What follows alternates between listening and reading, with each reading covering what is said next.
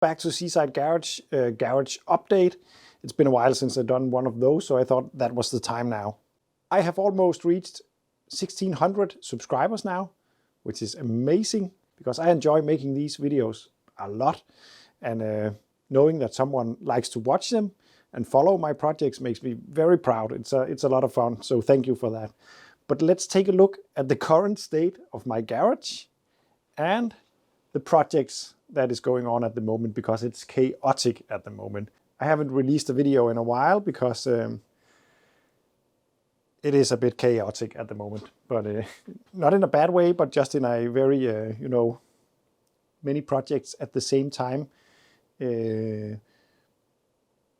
Slow delivery of parts and so on. So it is like this at the moment. Let's take a look at it. So the Autobianchi A112 is standing right here, and I have actually been doing some work off camera on it. It's going along very slowly but steadily. There is a lot of rust work on this car, so I'm not filming everything because it's a lot of the same.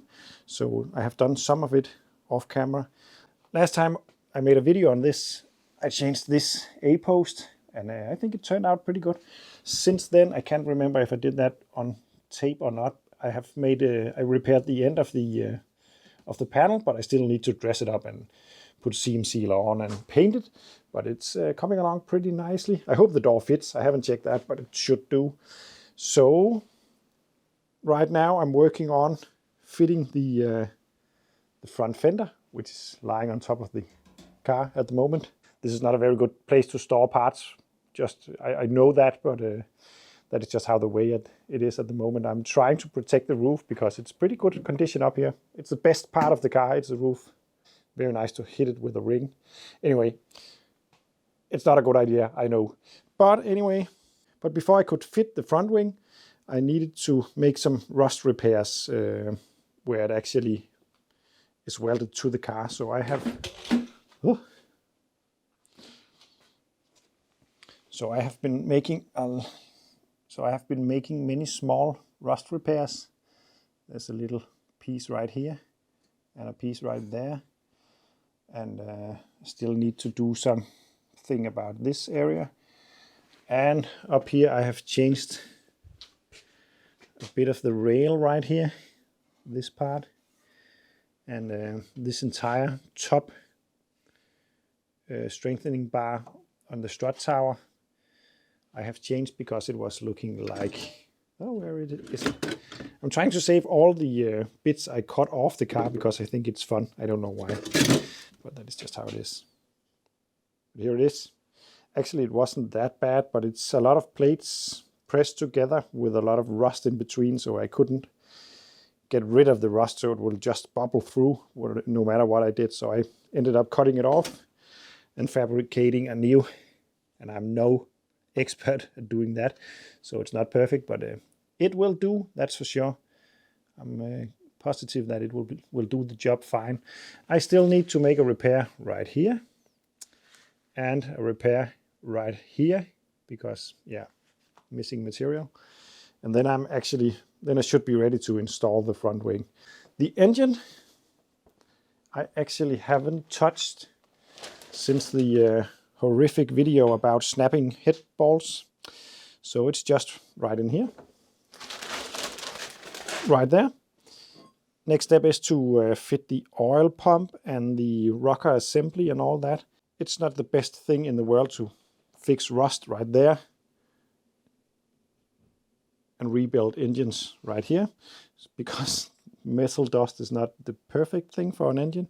So I'm taking a lot of care not to get stuff into this and packing it into some plastic when I am not working on it, but I should really get this finished. I haven't really decided, but I think I'm just going to rebuild it and get everything back together and put it into the engine bay, even though there's a lot of rust still to be done, because then I can start the car and run it around and move it easier. But on the other hand, if I discover rust issues in the bottom end of the car, it would be nice to be able to flip it on the side or something like that. And having an engine in it is not that good in that instance. So I'm not sure about that. But this car is still registered. I'm still paying insurance and road tax for it because the number plates are still on. In Denmark, it's very expensive to actually buy new number plates. So therefore, I would like to try to just keep them. But it's expensive to have a car you can't ride in. Yeah. Anyway, on to the next project, the Skoda. And the Skoda is not inside right now. It's outside in the dark. We can't see it. But I just received the parts today for the fuel tank. This rubber completely deteriorated when I put in petrol in the car for the first time. So this is going to be changed. I also found original grease for the water pump, which is just regular grease, but it's nice that it's original. And then actually, because it's pretty cheap, I ended up buying a rebuild kit for the carb and for the fuel pump. And I don't actually think it's necessary, but I think I'm going to do it. I really like rebuilding carbs, so I think I'm going to do that.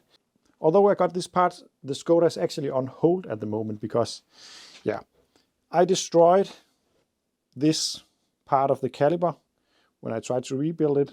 I snapped the bleeder valve, and I have talked about that in the Skoda videos. Then I found a new one, and I began to rebuild that actually. And then suddenly, after painting it and everything, I noticed that the piston is actually a little bit smaller than the ones on mine. And yeah, I really didn't know that there was a difference in piston size on the Skodas, but there is. And I can't use that because that would make the car brake uneven, so that's no good. Luckily, I have already found the right kind of piston and caliper thingy, but I haven't had the time to pick it up yet. So I will have to do that, and then I can get on rebuilding this and getting it on the car. So at the moment, the Skoda is in the garden, just waiting. But I'm really looking forward to getting it in here again because, oh, I love that project. Next in line, this is not a project I'm featuring on the channel, and it's not really a project, but this is a friend of mine's, Benz W123. He also owns the 124 that I did that I fixed a vacuum leak on a week ago, I think. This one, I am flushing and draining and cleaning the automatic gearbox because that is really bad. The old oil was black and chunks of stuff came out and a lot of debris, metal debris. We hope to be able to just get a little bit more life out of this gearbox. They are very strong units, so I think with a good flush that it will be all right. It did drive before, it was just a bit harsh in the gear changes, so I think it will be all right. It also had an engine misfire and it cut out from time to time and it didn't really sound that good. It sounded like it was running on 3 cylinders. So what I found out was, but this distributor cap was installed on the car. And if you look very carefully right here, it has cracked. I don't know if I can focus on that.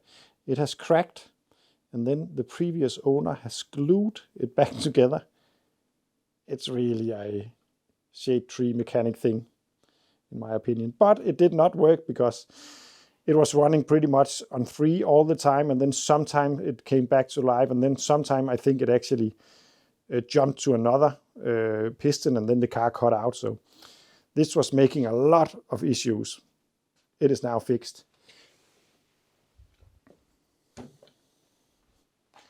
But due to the fact this is a 1984 model, and they changed some stuff in 1984, I accidentally ordered the wrong gasket for the gearbox, which is extremely annoying because now there's no oil in the gearbox, and I cannot fill it because the old gasket is no good.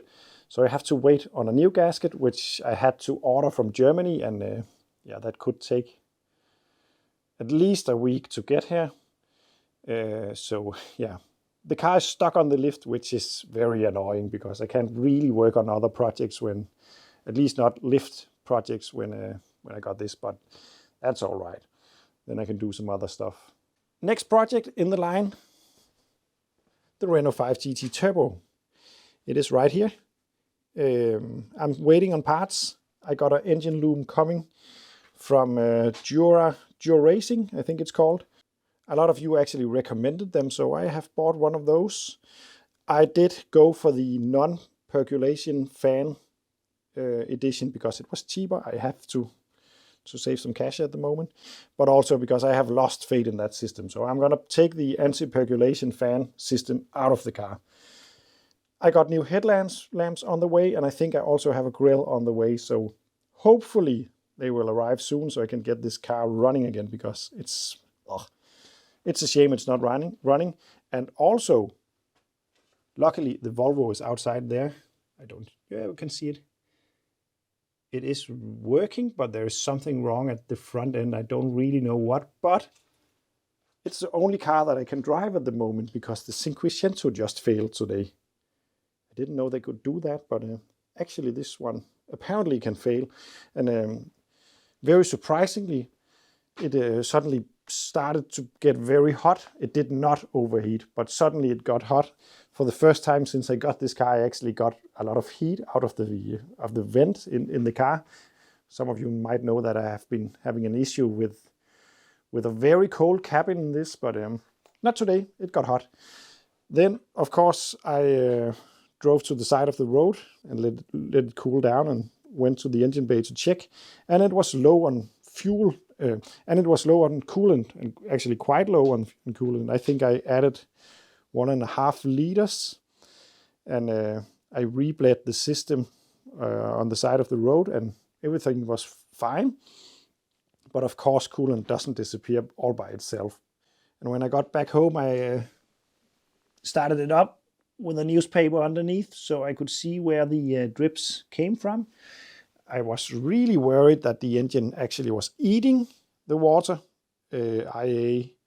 having a head gasket fail, or that the internal matrix for the cabin was leaking, because that's an annoying job to do. But it seems as though my water pump is leaking. That is at least where I can see it come from. So I have just taken off the top cover of the timing belt. And yeah, I'm pretty sure that it's a water pump.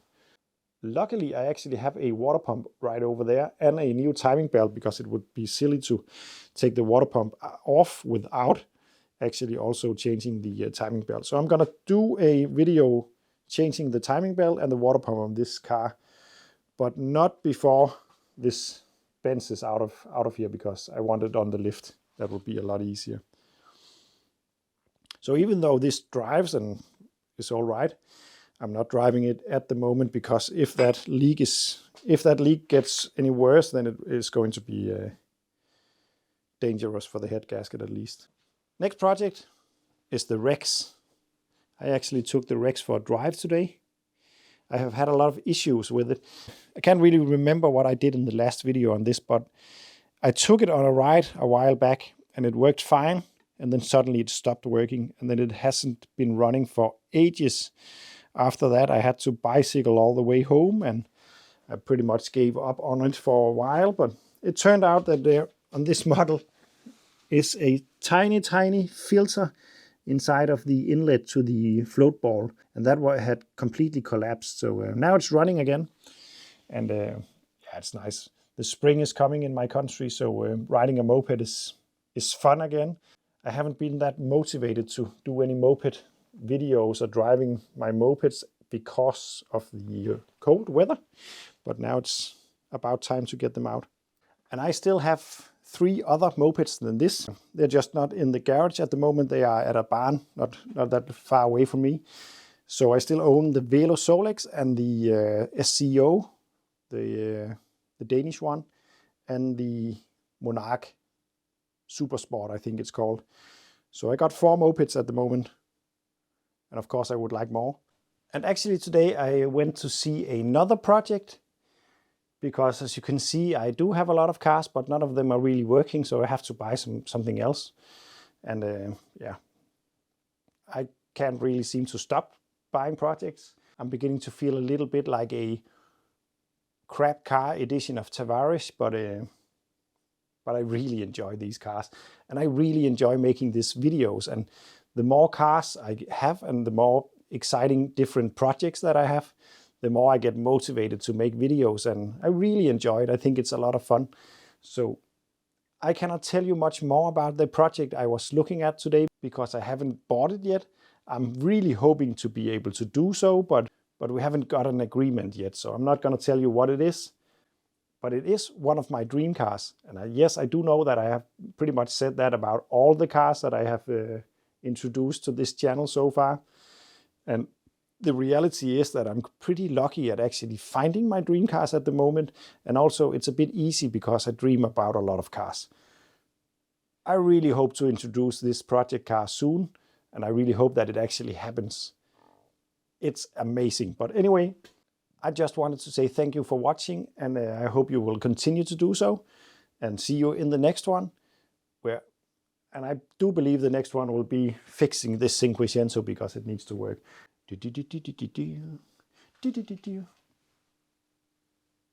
Broken. Broken. Broken. Broken.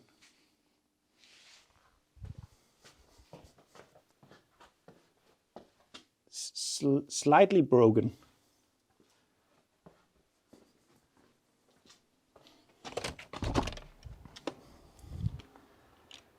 You can see the Skoda, but it's not really working either.